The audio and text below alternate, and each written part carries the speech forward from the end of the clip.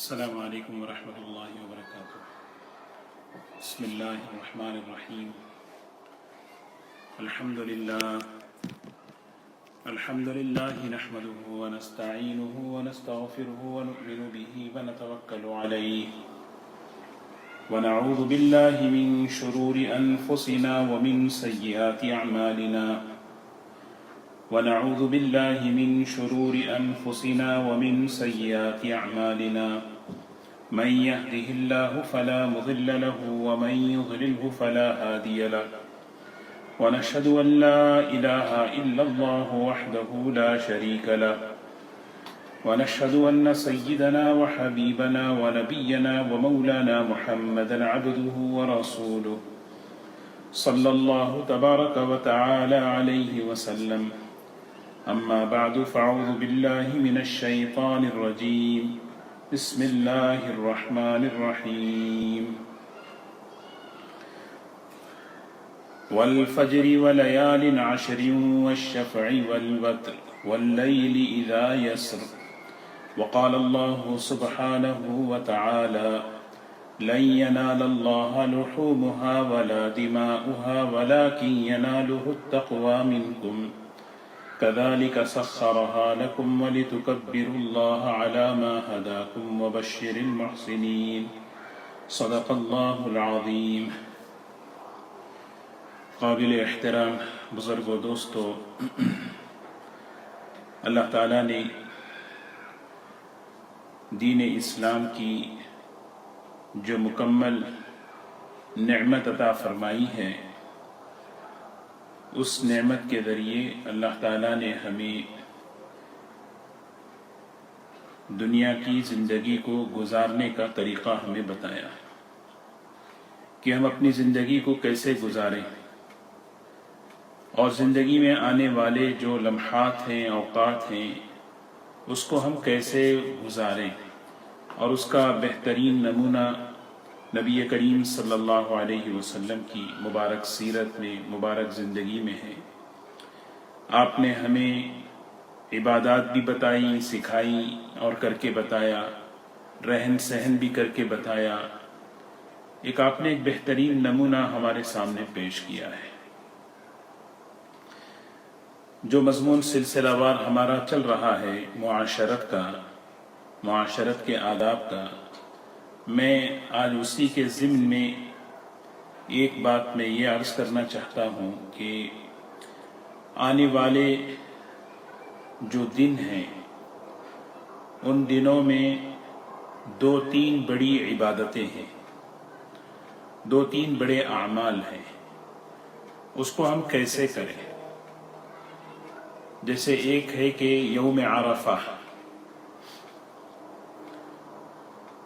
9ویں ذی الحج کا دن ہے، وہ دن ہمارا کیسے گزرے۔ پھر اس کے بعد یوم النحر ہے، عید الاضحیٰ ہے، وہ دن ہمارا کیسے گزرے، اور اس دن کی کیا سنتیں ہیں، کیا اللہ کے رسول صلی اللہ علیہ وسلم نے ان کر کے بتایا۔ کچھ دن باقی ہیں، تو اس سے پہلے کچھ مذاکرے کے طور پر اگر بات ہمارے سامنے ہو تو انشاءاللہ ذہنوں میں بات ہوگی، اور یہ آنے والے جو مبارک ایام ہیں، مبارک گھڑیاں ہیں، یہ غفلت سے، کوتاہی سے ہٹ کر اس کا صحیح حق اور اس کی صحیح قدردانی ہوگی انشاءاللہ۔ اللہ تبارک و تعالیٰ نے مہینوں میں اور ہفتوں میں اور دنوں میں اللہ تعالیٰ نے جو فضیلتیں رکھی ہیں، یہ اللہ کی طرف سے ہیں۔ جیسے مہینوں میں اللہ تعالیٰ نے رمضان کے مہینے کو مقدس بنایا،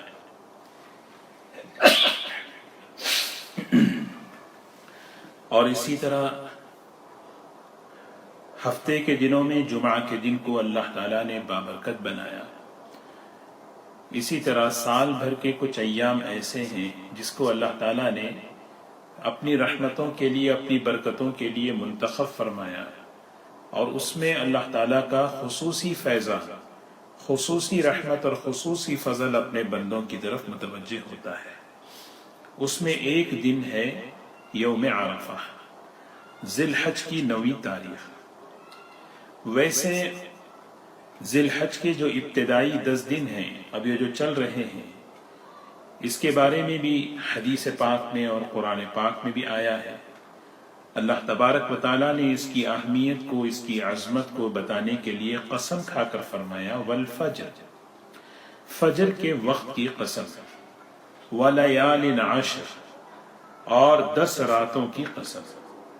یہ 10 راتیں وہی ہیں جو ذی الحج کی ابتدائی 10 دن ہیں، 10 دن 10 راتیں، جس کا ایک روزہ 1 سال کے برابر ہے، اور ایک رات کی عبادت لیلۃ القدر کی عبادت کے برابر ہے۔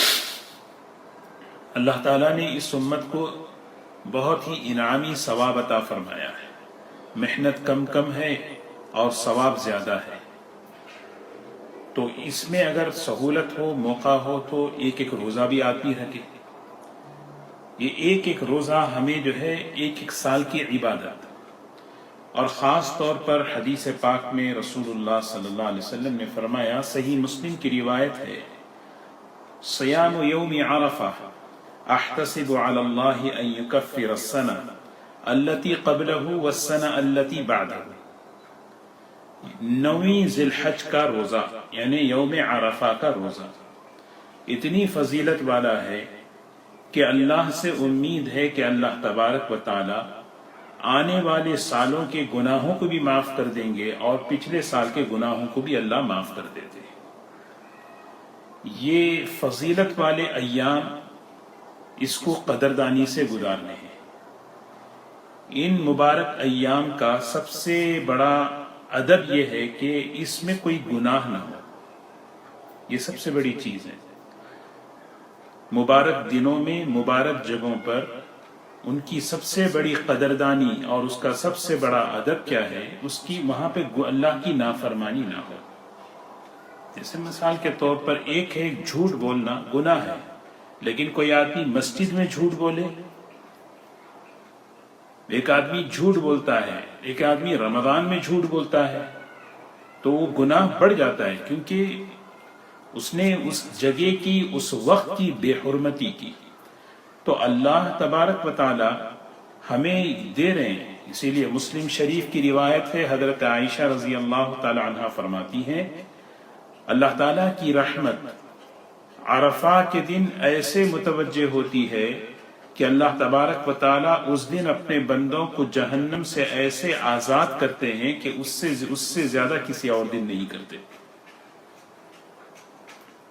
تو اللہ کی خصوصی رحمتیں اور خصوصی فضل متوجہ ہونے، تو اسی لیے اللہ کے رسول صلی اللہ علیہ وسلم نے ایک حدیث میں فرمایا، افضل الدعاء، سب سے بہترین دعا عرفے کے دن کیا ہے؟ وہ دعا ہے جو میں نے اور مجھ سے پہلے نبیوں نے کی ہے، وہ چوتھا کلمہ ہے، لا الہ الا اللہ وحدہ لا شریک لہ لہ الملک ولہ الحمد یحیی و یمیت وہو علی کل شیء قدیر۔ اس میں اللہ تعالیٰ کی عظمت اور اس کی بڑائی اور کبریائی ہے۔ لہٰذا ان دنوں کا سب سے بڑا، ان دنوں کی سب سے بڑی قدردانی کیا ہے؟ چلتے پھرتے سبحان اللہ، الحمدللہ، لا الہ الا اللہ، اللہ اکبر، اور اسی طرح چوتھا کلمہ درود شریف، استغفار، اس کو پڑھتے رہیں۔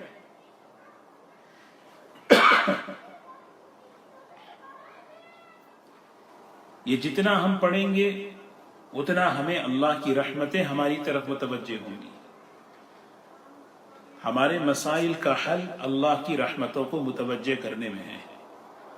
انفرادی اعتبار سے، اجتماعی اعتبار سے آج ہم بڑے مسائل میں ہیں، حالات میں ہیں، دینی دنیاوی ہر اعتبار سے آدمی دیکھے مختلف حالات میں، مسائل میں، سب سے بڑے حالات خصوصی جو اس وقت امت پر، انسانیت پر آئے ہوئے ہیں۔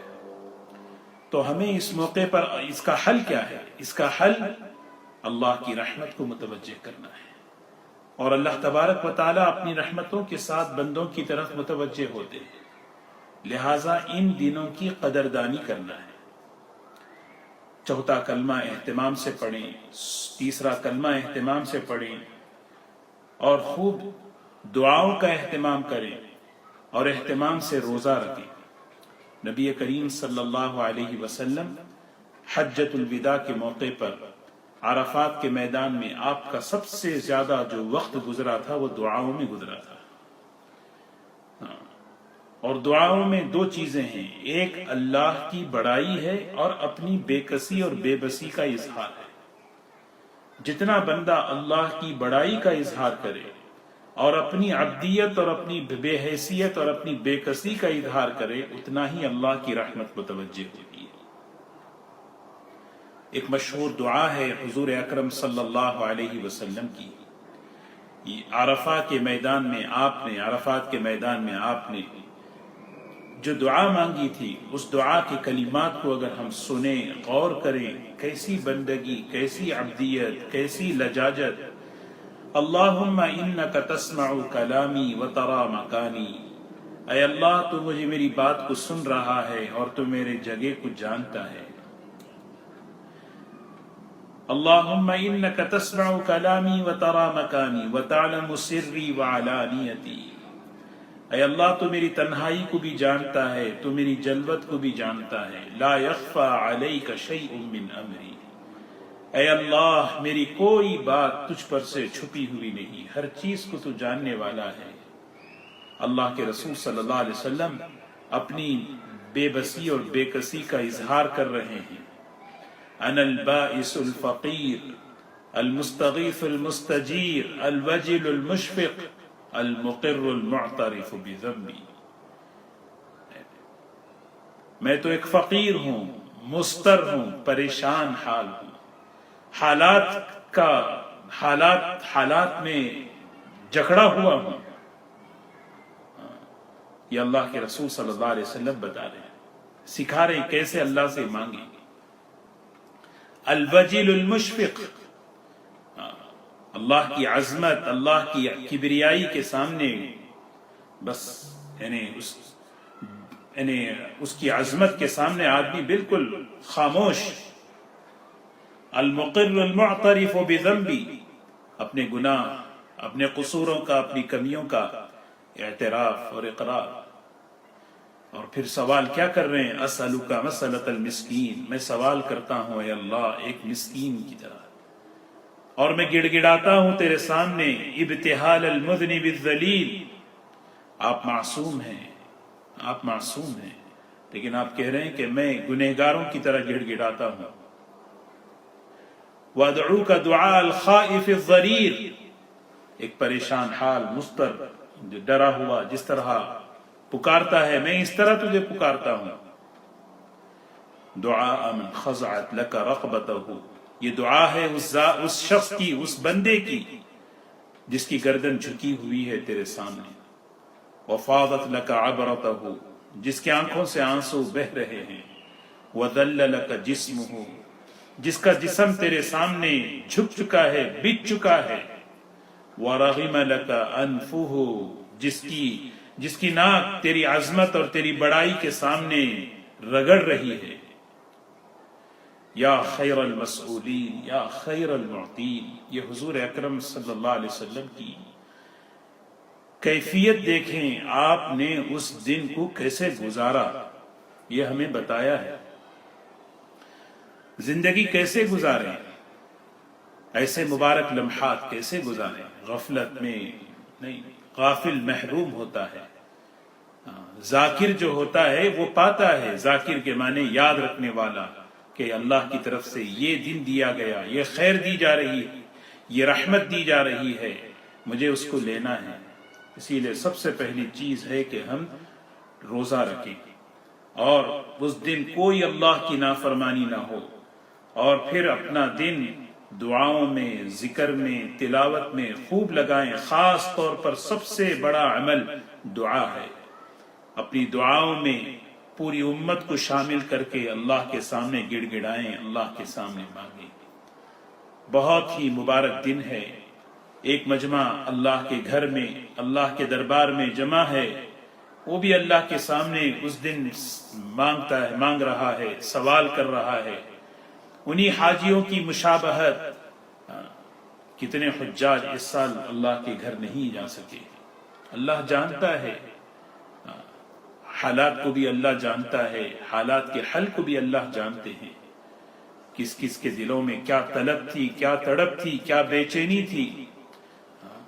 اللہ تبارک و تعالی محروم نہیں کریں گے، اللہ ان سب کے لیے راستے کھولیں گے انشاءاللہ. لیکن ہم اپنے گھروں میں، اپنے علاقوں میں یہ خوب اللہ کی رحمتوں کو متوجہ کرنے میں ہمارے مسائل کا حل ہے. اس یقین پر ہم جو ہے خوب اللہ سے مانگیں. یہ مانگنے کا دن، اللہ کے سامنے گڑ گڑانے کا دن، اللہ سے لینے کا دن. عالمی عمل ہو رہا ہے، حج جو ہے عالمی عمل ہے، اور اس عمل کے ساتھ عالم کے فیصلے ہوتے ہیں. اللہ تبارک و تعالی پورے عالم انسانیت کے لیے، پورے امت عالم اسلام کے لیے اللہ تعالی خیر کے، رحمت کے، برکتوں کے، آسانیوں کے اللہ تعالیٰ فیصلے فرمائیں، اور اپنی ناراضگی سے، اپنے غضب سے اللہ تعالیٰ پوری امت کو، پوری انسانیت کو اللہ تعالیٰ نجات دے. خوب اہتمام سے اس دن دعا مانگیں. 9 تاریخ جو ہے یعنی جمعرات کے دن فجر کی نماز سے ایک عمل شروع ہوتا ہے، وہ ہے تکبیرات تشریق. تکبیرات تشریق ہر فرض نماز کے بعد ایک مرتبہ اس کو پڑھنا واجب ہے. 9 سے لے کر 13 تک، 9، 10، 11، 12، 13 کی عصر تک تقریباً 23 نمازیں ہیں. ان 23 نمازوں میں سلام پھیرنے کے بعد اللہ اکبر، اللہ اکبر، لا الہ الا اللہ واللہ اکبر، اللہ اکبر وللہ الحمد، یہ ایک مرتبہ پڑھیں. عورتیں آہستہ، مرد آواز سے پڑھیں. ابھی جماعت کی نماز میں عام طور پر شرکت کا موقع نہیں ہو رہا ہے، تو گھروں میں نماز ہو رہی ہے. جہاں نماز ادا ہوتی ہے، جس کمرے میں، جس حصے میں، وہاں یاد دہانی کے طور پر ایک لکھ کر لگا لیں، کیونکہ یہ عمل واجب ہے، یہ عمل نہیں چھوڑنا چاہیے. تو ایک کام ہے لا اللہ اکبر، اللہ اکبر، لا الہ الا اللہ، اللہ اکبر. یہ ایام تشریق میں تکبیرات تشریق، ہر نماز کے بعد اللہ کی بڑائی، یہ 3 جملے ہیں، اور یہ تینوں جملوں کا پس منظر علماء نے بیان کیا ہے. سیدنا جبرائیل علیہ السلام، حضرت ابراہیم علیہ السلام اور حضرت اسماعیل علیہ السلام، ان تینوں کے یہ جملے ہیں. جب اللہ تعالیٰ کے حکم سے سیدنا ابراہیم علیہ السلام نے اپنے بیٹے کے گلے پہ چھری چلائی اور اس عمل پر پورے اترے، اور آسمانوں میں فرشتے بھی دیکھ رہے تھے، اللہ تعالیٰ نے فرمایا ہم نے ان کی قربانی کو قبول کیا. تو جبرائیل علیہ السلام اس خوشی میں پکارے اللہ اکبر، اللہ اکبر. تو حضرت ابراہیم علیہ السلام، اللہ نے میرے عمل کو قبول فرمایا، اللہ نے میری قربانی کو قبول کیا. انہوں نے بھی کہا اللہ لا الہ الا اللہ واللہ اکبر. پھر حضرت اسماعیل علیہ السلام نے بھی فرمایا اللہ اکبر وللہ الحمد. پورے استحضار کے ساتھ، پورے دھیان کے ساتھ اس کو پڑھنا، گھر میں اس کا ماحول بنانا یہ بہت ضروری ہے، تاکہ یہ وہ دن ہے جس میں اللہ کو، اللہ کی بڑائی کو، اللہ کی کبریائی کو یاد کیا جائے. تو ایک تو دن ہے 9 ذی الحج کا، جس کو عرفہ کا دن کہتے ہیں. اس دن روزہ رکھنا، دعاؤں میں اپنا وقت لگانا اور تکبیرات تشریق اس کو کرنا. اس کے اگلے دن جو ہے عید الاضحیٰ ہے، اس کا اگلا دن عید الاضحیٰ ہے. اسلام میں 2 عیدیں ہیں، ایک عید الفطر ہے اور ایک عید الاضحیٰ ہے. یہ 2 عیدیں اسلام میں دی گئی ہیں. تو عید الاضحیٰ، اس کی سنتیں کیا ہیں، کیسے حضور اکرم صلی اللہ علیہ وسلم نے اس موقع کو گزارا، اس موقع پر کیسے عمل کیا.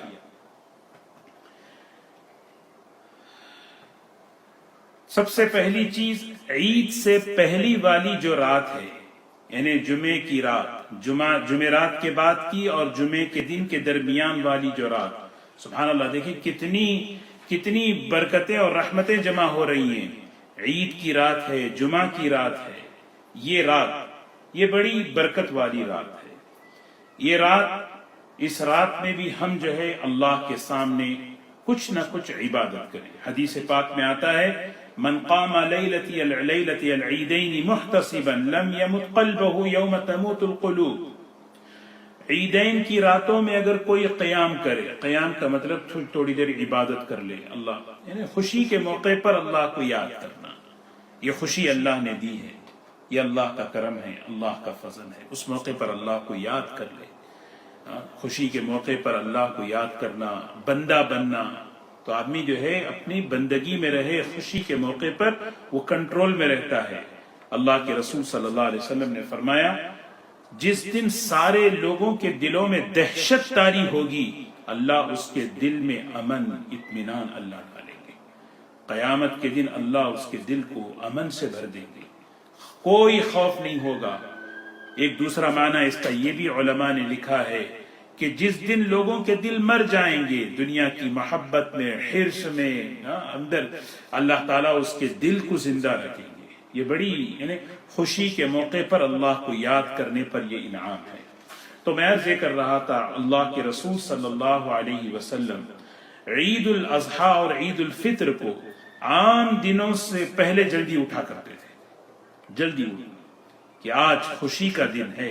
اس کا استقبال یہ ہے کہ جلدی سے اٹھیں، تہجد پڑھیں، غسل کریں، مسواک کریں، خوشبو لگائیں، اور عمدہ سے عمدہ، اچھے سے اچھے کپڑے پہنیں۔ نیا کپڑا یہ نہیں ہے، حدیث میں آتا ہے احسن ثیاب، کہ جو کپڑے اللہ نے دیے ہیں، جو لباس ہے ہمارے پاس، اس میں سب سے عمدہ، سب سے اچھا لباس ہو۔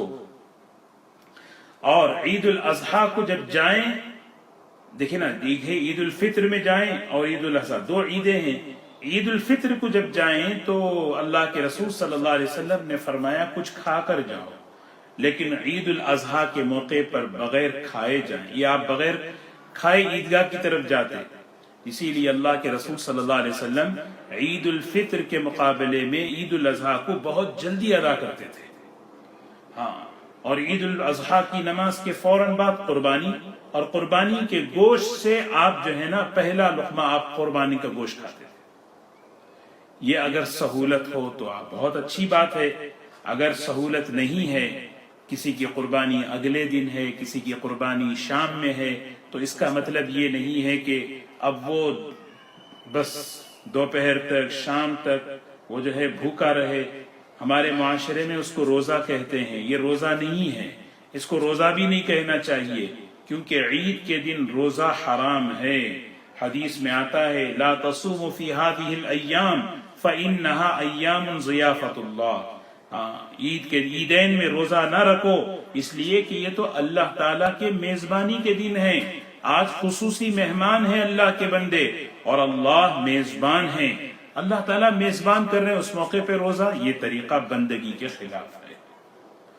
تو بہرکیف تو عید الاضحیٰ کو اس خوشی سے گزارنا، اور اس موقع پر اپنے رشتہ داروں میں جو غربا ہیں، جو ضرورت مند ہیں اپنی کمیونٹی میں، ان کا خیال رکھنا، ان کی ضرورتوں کا خیال رکھنا، یہ چیز ہے۔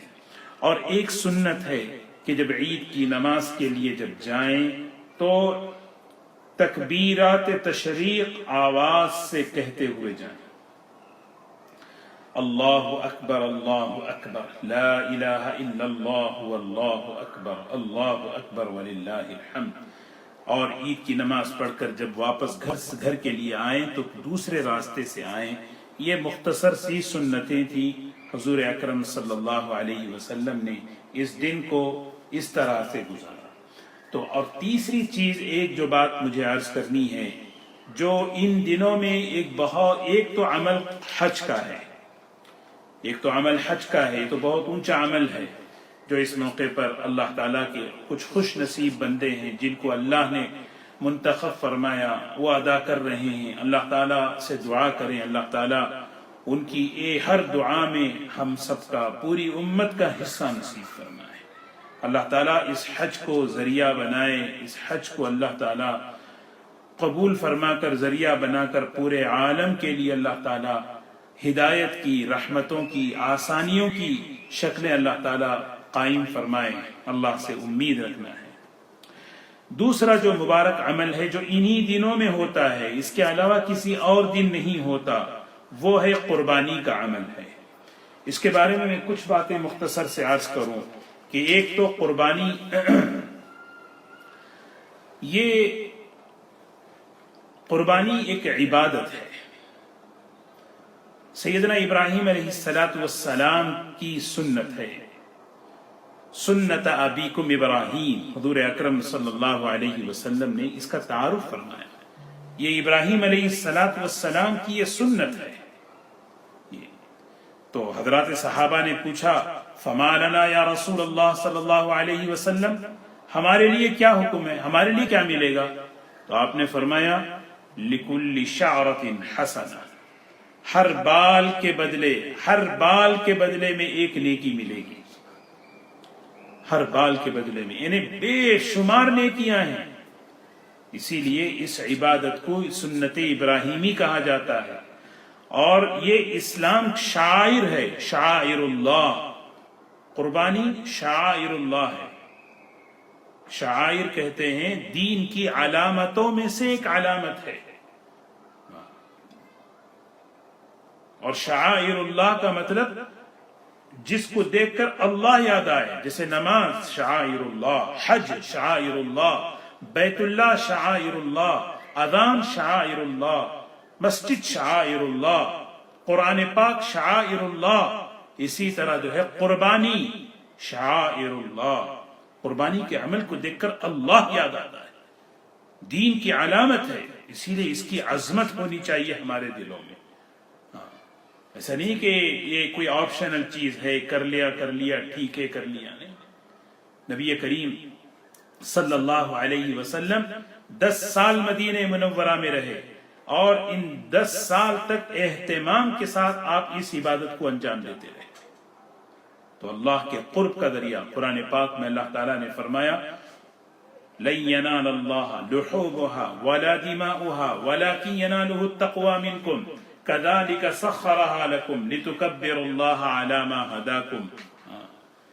جو قربانی دیکھیں نا، قربانی کے بارے میں بہت سے کچھ سوالات چل رہے ہیں، بہت سے لوگ سوالات پوچھ رہے ہیں۔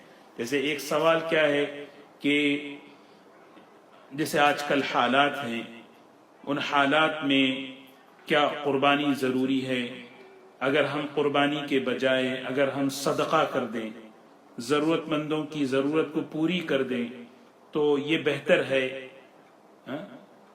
یہ مشہور سوال ہے، یہ تو پہلے سے چلا آ رہا ہے، لیکن اس سال یہ چیز زیادہ ہو گئی۔ اس سال یہ سوال بہت زیادہ بڑھ گیا ہے، کیونکہ حالات بھی ایسے ہیں، لوگوں کی معاشی جاب کے مسائل، بزنس نہیں ہے، تو اس لیے یہ بات ہمیں سمجھنا ہے کہ قربانی اصل ہے کیا۔ جب آدمی اس چیز کو سمجھے، اس کے مقصد قربانی کو سمجھے، پھر اس کا ذہن بنتا ہے، پھر وہ خود سوچتا ہے کہ کیا اس کا بدل ہو سکتا ہے۔ اللہ کے رسول صلی اللہ علیہ وسلم نے اس عمل کی اتنی اہمیت بتائی کہ خود مدینہ منورہ کی زندگی میں آپ نے ہر سال قربانی دی، اور ایک روایت میں آپ نے یہ فرمایا من کان لہ ساعۃ ولم یضحی فلا یقربن مصلانا، جو شخص استطاعت رکھتا ہے قربانی ادا کرنے کی اور وہ قربانی نہ کرے، وہ ہمارے عیدگاہ میں نہ آئے، وہ عید کی نماز کے لیے نہ آئے، یعنی ناراضگی کا اظہار، تنبیہ کا اظہار، اس میں قربانی کی اہمیت کو بتایا جا رہا ہے۔ یہ اہمیت کیا ہے؟ حضرت ابراہیم علیہ السلام کی ایک سنت ہے، عبادت ہے، اور اسلامی شعار ہے، شاعر اسلام میں سے ہے۔ آدمی اس کے مقصد کیا؟ قربانی کے ذریعے اصل میں بندہ جو ہے اس بات کا اقرار کرتا ہے کہ جیسے سیدنا ابراہیم علیہ السلام اللہ کے حکم پر اپنے بیٹے کو قربان کیا، تو میں بھی مسلمان ہوں، اس بات کا اقرار کرتا ہوں اے اللہ تیرے حکم پر ہر چیز کو میں قربان کروں گا، تو بڑا ہے، تیرا حکم بڑا ہے۔ قربانی کرنے والا اس بات کا اقرار کرتا ہے، ایک عہد کرتا ہے، اور یہ بات صدقے میں نہیں ہو سکتی۔ صدقہ بہت بڑی عبادت ہے، اس کے فضائل اپنی جگہ، صدقے کے فضائل اپنی جگہ، غریبوں کی، ضرورت مندوں کی مدد کرنا وہ اپنی جگہ، اس کے فضائل جہاں بیان کیے، اس کا ایک نظام بھی اسلام نے بتایا، زکوٰۃ کا ایک نظام بتایا، صدقے کا نظام بتایا، ایک پورا ایک سسٹم صدقے کا بتایا ہے۔ غریبوں کی مدد کرنے کی کئی صورتیں ہیں، مگر قربانی کا مقصد صرف غریبوں کی مدد نہیں ہے، بلکہ حضرت ابراہیم علیہ السلام کے اس واقعے کو تازہ کر کے اللہ کے سامنے اس عہد کی تجدید کرنا کہ اے اللہ، جس طرح سیدنا ابراہیم علیہ السلام نے تیرے حکم پر، تیرے اشارے پر اپنے سب سے محبوب چیز کو انہوں نے قربان کیا، اے اللہ میں بھی تیرے دین کے لیے میرے جذبات، میرے خواہشات، میرے ہر چیز کو قربان کروں گا، اور یہ مقصد صرف قربانی سے ہی ہو سکتا ہے۔ یہ ایک علامتی عمل ہے، ایک علامتی عمل ہے۔ تو اسی لیے دو الگ الگ چیزیں ہیں، ایک ہے غریبوں کی مدد کرنا صدقہ اور خیرات کے ذریعے، اور ایک ہے قربانی۔ قربانی کا جو مقصد ہے آدمی اس کو سمجھے، قربانی کا مقصد وہ آدمی سمجھے، جیسے میں نے عرض کیا، غریبوں کی مدد کریں گے، غریبوں کی مدد ہو جائے گی، مگر جو حضرت ابراہیم علیہ السلام اور حضرت اسماعیل علیہ السلام کے واقعے کو ذہن میں لا کر اس عہد کو تازہ کرنا ہے، یہ عمل تو صرف قربانی سے ہی ہو سکتا ہے۔ اسی لیے قربانی کو عبادت بتایا، قربانی کو عبادت بتایا۔ اور اسی طرح ایک بات ذہن میں یہ بھی رکھنا چاہیے کہ ایک عبادت دوسری عبادت کا بدل نہیں ہو سکتی۔ اللہ کے رسول صلی اللہ علیہ وسلم نے حدیث پاک میں فرمایا کہ من وجد سعة فلم يضحي، کتنی بڑی وعید، کتنی بڑی، کہ جو شخص قربانی کی حیثیت استطاعت رکھنے کے باوجود قربانی نہ کرے وہ ہمارے مصلی کے قریب نہ آئے۔ اور ایک روایت ہے کہ قربانی کے دنوں میں سب سے زیادہ محبوب عمل اللہ کے نزدیک قربانی ہے۔ قربانی کے دن، ایام قربانی، ان دنوں میں سب سے زیادہ محبوب عمل اللہ کے نزدیک قربانی ہے۔ صدقہ کرنے سے قربانی کا بدل نہیں ہو سکتا۔ ایک آدمی کے پاس مال ہے، کوئی قانونی رکاوٹ نہیں ہے، کوئی قانونی رکاوٹ نہیں ہے، اگر وہ قربانی نہ کرے، قربانی ادا نہ کرے، اور اس کے مقابلے میں اگر 10 گنا بھی زیادہ صدقہ کر دے، وہ قربانی کا بدل نہیں ہو سکتا، اور نہ قربانی کا ثواب مل سکتا ہے۔ اسی لیے جو ہے یہ اس موقع پر یہ بات میں یہ ذہن میں لانا چاہ رہا ہوں، میں آپ حضرات کی خدمت میں عرض کرنا چاہ رہا ہوں کہ قربانی واجب ہے، قربانی واجب ہے۔ جو آدمی صاحب نصاب ہے، جو آدمی صاحب نصاب ہے، اچھا قربانی کس پر واجب ہے وہ بھی ذہن میں رکھ لیں۔ قربانی واجب ہے، مسلمان ہو، آزاد ہو، صاحب نصاب ہو، صاحب نصاب کے بقدر۔ یہ بات میں اس لیے عرض کر رہا ہوں کہ ایک بات یہ بھی ہے کہ پورے گھر کی طرف سے ایک قربانی، پورے گھر کی طرف سے ایک قربانی، گھر کے تمام افراد کی طرف سے ایک قربانی یہ کافی نہیں ہے۔ مثال کے طور پر گھر میں میاں بیوی ہیں، 2 بچے ہیں، اور چاروں کے پاس اتنا مال ہے کہ وہ نصاب کے بقدر ہے، تو چاروں پر قربانی ہے، قربانی ہر ایک کے اوپر ہے۔ ایسا نہیں ہے کہ صرف ایک گھر کی طرف سے پورا کر دے تو پورا ہو گیا۔ یہ قربانی عبادت ہے، جیسے نماز عبادت ہے، اور نماز گھر میں جو ہے ہر آدمی پر فرض ہے جو عاقل بالغ ہے۔ ایسا نہیں ہے کہ ایک کی طرف سے دوسری کی عبادت ادا ہو جائے۔ ایک آدمی نماز پڑھ لے، شوہر پڑھ لے، بیوی کی طرف سے ادا ہو جائے گی، بیوی کر لے، شوہر کی طرف سے ادا ہو جائے گی۔ ہر آدمی اپنی انفرادی حیثیت سے، جیسے نماز پڑھتا ہے، روزہ رکھتا ہے، زکوٰۃ ادا کرتا ہے کیونکہ اس پر زکوٰۃ فرض ہے، تو قربانی اگر اس پہ واجب ہے تو وہ قربانی ادا کرے، جو قربانی ادا کرے۔ یہ جو بات ذہن میں آ رہی ہے کہ پورے گھر کی طرف سے ایک قربانی، یہ اس کے پیچھے ایک بات ہے کہ حدیثوں میں کچھ الفاظ ایسے آئے ہیں کہ جس میں پورے گھر کی طرف سے، یعنی من اہل بیتہ، جسے پورے گھر والوں کی طرف سے۔ حدیث کا ترجمہ دیکھ کر اگر آدمی فیصلہ کرے تو یہی آدمی جو ہے نا، یہیں پر جو ہے نا آدمی کو غلط فہمی پیدا ہوتی ہے۔ آدمی سمجھے کہ قربانی واجب ہے، جیسے دوسرے بہت سے اعمال ہیں، فرائض ہیں، واجبات ہیں، ایسا نہیں کہ ایک کر لو تو سب کی طرف سے ادا ہو جائے۔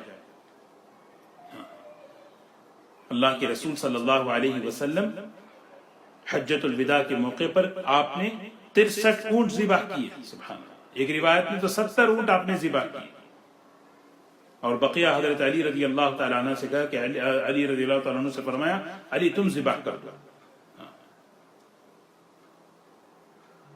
اور آپ نے جو قربانی ذبح کی اور اس میں جملہ فرمایا یہ قربانی میری طرف سے اور یہ قربانی پورے گھر والوں کی طرف سے، اس کا مطلب ثواب میں شریک کرنا ہے، اسی کو ذہن میں رکھ لے بس۔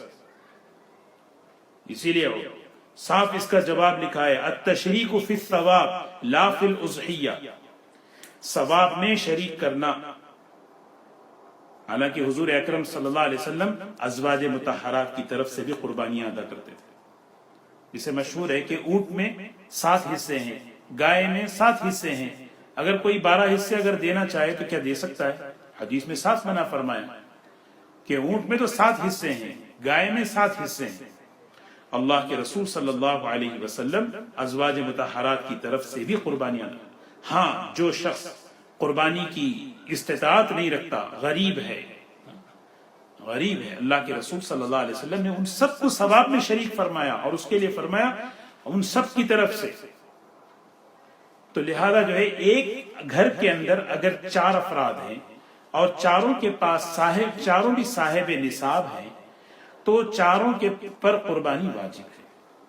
قربانی اچھا، اگر بہت اچھی بات ہے اگر آپ یہاں کر سکتے ہیں تو کریں، نہیں کر سکتے کچھ مسائل ہیں تو پھر ٹھیک ہے، جہاں قربانی ہو رہی ہے وہاں اس رقم کو بھیج دیں، تحقیق کر لیں کہ جہاں قربانی ادا ہو رہی ہے وہ معتبر ہو۔ مستحب ہے، مسنون ہے کہ قربانی کا جانور خود ذبح کرے یا سامنے کھڑا ہو، نہیں ہو سکتا ٹھیک ہے، کوئی اپنے علاقوں میں، اپنے ملکوں میں، غریب علاقوں میں، غریب ملکوں میں بھیجنا چاہ رہے ہیں، بہت اچھا ہے، اس میں کیا ہے قربانی بھی ہے اور اس کے ساتھ ان کے ساتھ ہمدردی اور ان کی مدد بھی ہے۔ ایسے موقع پر آدمی زیادہ سے زیادہ قربانی کرنا چاہیے۔ کتنے غریب ملک ہیں، کتنے غریب علاقے ہیں، کہاں کہاں حالات ہیں، وہاں پہ آپ بھیجیں۔ ان 3 دنوں میں قربانی سے زیادہ کوئی عمل اللہ کو محبوب نہیں ہے۔ تو لہذا جو ہے یہ ایک سوال جو ہے آ رہا تھا لوگوں کی طرف سے، 2 باتیں تھی، کیا ایک گھر کی طرف سے پوری قربانی نہیں، ایک گھر کی طرف سے پوری قربانی نہیں ہے، گھر کے اندر جتنے افراد ہیں اس میں صاحب نصاب کتنے ہیں وہ ہے۔ صاحب نصاب اگر ہیں، نصاب کے بقدر مال ہے ان کے پاس، سال گزرنا شرط نہیں ہے، ان 3 دنوں میں پھر قربانی واجب ہو جائے گی۔ وہ قربانی یہاں کر سکتے ہوں کر لیں، کہیں بھیج سکتے ہیں تو بھیج لیں۔ ان 3 دنوں میں اگر کوئی قربانی نہ کر سکے، اس پر قربانی واجب تھی تو پھر اس کے بعد کیا کرے؟ وہ قربانی کے پیسے صدقہ کرنا واجب ہے اور اللہ سے معافی مانگے، اے اللہ قربانی واجب تھی، میں قربانی ادا نہ کر سکا، 3 دن گزر چکے، 3 دن کے بعد 4تھے دن نہیں کرنا چاہیے۔ ہاں، قربانی صرف 3 دن ہے، 10، 11، 12، 4تھے دن قربانی نہیں ہے، 4تھے دن قربانی نہیں ہے۔ تو اگر قربانی 3 دن نہ کر سکے تو پھر کیا ہے، اس کے لیے ہے کہ وہ آدمی قربانی کے جو پیسے ہیں، یا اگر جانور خرید چکا ہے، مثال کے طور پر قربانی نہیں ادا ہو سکتی، لاک ڈاؤن ہے، تو اس صورت میں جو ہے قربانی کا بکرا صدقہ کر دینا چاہیے۔ ہاں، اگر قربانی کا بکرا خریدے ہی نہیں، پیسہ تھا ان کے پاس تو وہ قربانی کی رقم صدقہ کرنا واجب ہے ان کے لیے. یہ ایک بات عرض کرنی تھی. تو بہرکیف قربانی کے مسائل تو بے شمار ہیں اور آپ حضرات کے سامنے اس سے پہلے بھی آئے ہیں. قربانی کی عمریں وہ سب چیزیں ضروری نہیں ہیں، لیکن یہ 2-3 سوالات جو آج کل لوگ زیادہ پوچھے تو اس لیے میں اس کو آپ کی خدمت میں عرض کرنا مناسب سمجھا. دعا فرمائیں کہ اللہ تبارک و تعالیٰ ان مبارک دنوں کی قدردانی کی اللہ تعالیٰ توفیق نصیب فرمائے. اللہ تعالیٰ پوری امت کے لیے آسانیاں اور عافیت نصیب فرمائے. قربانیاں جہاں جہاں لوگ کر رہے ہیں اللہ تعالیٰ ان کی قربانیوں کو بھی آسان فرمائے، قبول فرمائے. اللہ تعالیٰ پوری امت کے لیے آسانیاں اور عافیت نصیب فرمائے. جزاک اللہ خیر. سبحان اللہ بحمدہ سبحانک اللہم بحمدک نشہد ان لا الہ الا انت نستغفرک ونتوب الیک. ایک دعائے مغفرت کی درخواست ہے. ہمارے آصف بھائی ہیں جو فری مونٹ میں رہتے تھے، ابھی جو ہے ماؤنٹن ہاؤس میں ہیں، ان کے والد کا انتقال ہو گیا کل. ایک صاحب سوال کیے ہیں کہ حضور اکرم صلی اللہ علیہ وسلم کی طرف سے قربانی کر سکتے ہیں؟ جی، حضور اکرم صلی اللہ علیہ وسلم کی طرف سے قربانی کر سکتے ہیں. یعنی آپ، یہ تو حضور صلی اللہ علیہ وسلم نے حضرت علی رضی اللہ تعالی عنہ سے فرمایا تھا کہ علی تم میری طرف سے قربانی دیتے رہو. تو اگر کرنا چاہیے اللہ کے رسول صلی اللہ علیہ وسلم کی طرف سے. اور ایک سوال آیا ہے کہ امت کی طرف سے قربانی کر سکتے ہیں؟ دیکھیے، 2 چیزیں ہیں، ایک ہے ثواب میں شریک کرنا اور ایک ہے کسی کی طرف سے کرنا. ثواب میں شریک کرنا یہ تو ایک قربانی کر لیں اور اس میں سب کچھ ثواب میں شریک کر لیں. قربانی ایک کر دیں اور ثواب میں سب کچھ شریک کر لیں، صحیح ہے. ایک قربانی میں کئی، اس میں قربانی ایک کی طرف سے نہیں ہو رہی بلکہ قربانی ادا ہو رہی ہے لیکن ثواب میں سب کو شریک کیا جا رہا ہے. ایک ہے کسی کی طرف سے کرنا ہے تو اس میں ایک حصے میں ایک ہی ہے، بکرے میں ایک ہی ہے. ہاں، بڑے جانور ہیں اس میں 7 ہیں. اور ایک بات میں عرض کروں کہ قربانی جو ہے، ایک ہے ایصال ثواب کی قربانی، ایک ہے نفلی قربانی. نفلی قربانی کا مطلب کیا ہے؟ جیسے مثال کے طور پر گھر میں بچے ہیں، ان پہ قربانی واجب نہیں ہے لیکن پھر بھی ماں باپ دیتے ہیں، ان کی طرف سے، یہ نفلی قربانی ہے. ایک ہے ایصال ثواب کی قربانی کہ دنیا سے کوئی، کسی کے والدین رخصت ہو چکے، کسی کے گھر والے رخصت ہو گئے، ان کی طرف سے قربانی، یہ ہے ایصال ثواب کی قربانی. تو یہ دونوں صحیح ہیں، دونوں صحیح ہیں، ان دونوں کو جو ہے کر سکتے ہیں. بالکل ٹھیک.